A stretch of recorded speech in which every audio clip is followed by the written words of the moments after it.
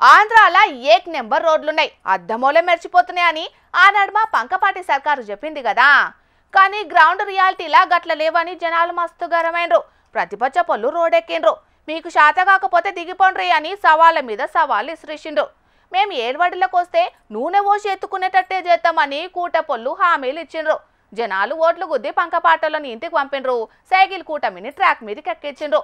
కానీ మన్యం వాసుల కష్టాలు తీరలే, విజయనగరం బడిపొలగాండ్ల గోసలు మారలే. నమ్మబుద్ధి కాకుంటే మీ కళ్ళతోనే చూడుండ్రి పోరగాండ్లు ఎట్లా తిప్పలు పడుతున్నారో. పాపం బడి చదువుల కోసం చిన్న పిల్లగాండ్లు పెద్ద కష్టమే పడుతున్నారు కదా.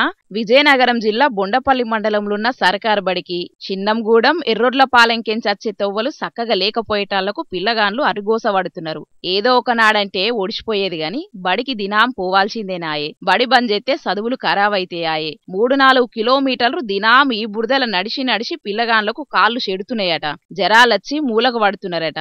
ఏ చిన్న వానొచ్చినా రోడ్లు బురద అయితున్నాయట. ఇక ఎంత మొత్తుకున్నా సర్కార్లు వట్టించుకుంటలేవు. మాటలు కోటలు దాటుతున్నాయి, చేతులు పొలిమెర కూడా దాటుతలేవని, ఓట్లప్పుడు హామీలకే అంకితం అవుతున్నాయని ఊరోళ్లు గరమైతున్నారు. బురదల మోకాల మీద నిలబడి దండాలు పెట్టి పెద్ద సీఎం చంద్రబాబు తాత, చిన్న సీఎం పవనాల్ అంకుల్, అట్లనే లోకేష్ అంకుల్ కష్టాలు తీరుండ్రని అడగబట్టిండ్రు. ఇదిట్లుంటే అంతకు మించన్నట్టే ఉంది గీ తల్లిగోస.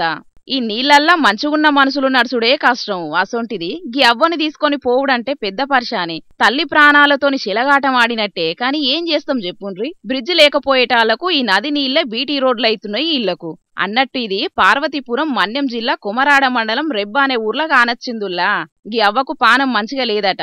దవాఖానకు పోవాలంటే నాగవల్లి నది దాటాల్సిందేనట. ఊరోళ్లు కొంతమంది కలిసి సాయమై అవ్వను డోలీలేసి దావఖానకు తోలుకపోయిండ్రు. ఈడ ఉండలేరు, అవతలకు పోయి బతకలేరు అన్నట్టే తయారైందుల్లా వీళ్ళ పరిస్థితి. మొగుల మీదికి రాకెట్లను పంపుతున్న జమానాల కూడా నది దాటేతందుకు బ్రిడ్జులు లేకపోయేనని మస్తు రందివాడబట్టిండ్రు అటు దిక్కు జనాలు. చిన్న సీఎం పవనన్న మొన్నట్లనే మన్యం జనాల కష్టాలను స్వయంగా పోయి చూసిండు కదా. ఇక ఇప్పుడన్నా కష్టాలు తీరుతాయో చూడాలే మరి.